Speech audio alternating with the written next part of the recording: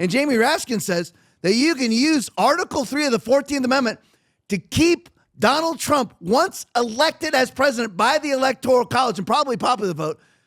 Jamie Raskins believes that you can use the 14th Amendment to keep him from taking office using Section 3. No person shall be a senator or representative in Congress or elector of president and vice president and hold any office, civil or military, under the United States or under any state who, having previously taken an oath as a member of Congress or as an officer of the United States, as a member of any state legislature or an executive or judicial officer of any state to support the Constitution of the United States shall have engaged in insurrection or rebellion against the same. Has Donald Trump been engaged in an insurrection? No. Has he been charged with being in it? Has he ever even been charged with insurrection? No. Has he been prosecuted for insurrection? No. Has he been found guilty of an insurrection? No. So how's Jamie Raskin going to do this? Well, if you got Tanya Schuck in there, you can pull it off.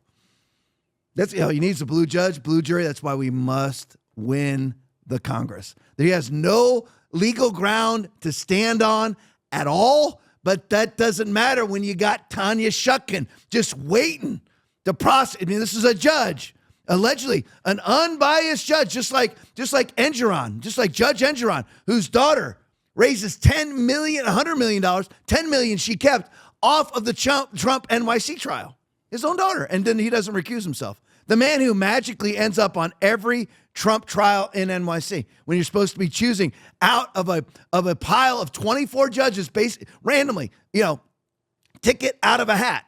That's what's supposed to happen. And the weird thing is he's not even part of the 24 judges that they do pull the ticket out of the hat for.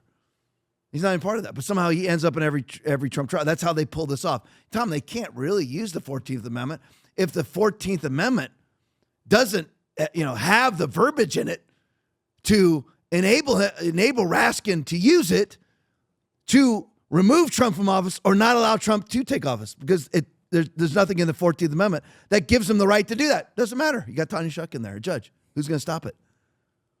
We have to win Congress. And the other side of it is, if we don't win Congress, and even if this doesn't work, then all we're going to see is impeachment on day one. And what has to happen is Trump, when he takes office, you have to basically try to tick off everybody on the left every day, 30 times a day. Fire everybody in the deep state. Fire Jack Smith. Fire every ambassador from the because he didn't do that, and that cost him in the first administration. Fire everybody who's a rhino. Fire everybody from the prior administration. Fire Christopher Wray.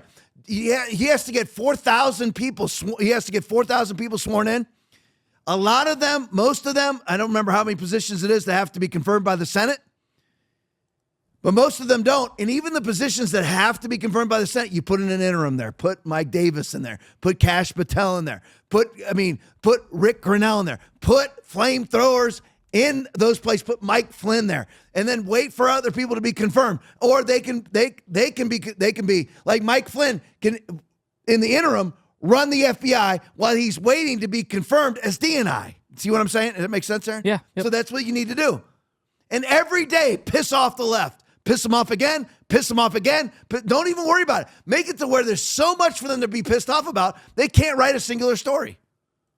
Because when they write the one story, 10 more stories stack up behind it. That'll piss them off even more. That's how much of a flamethrower, fire breather you have to be in this upcoming election. All right.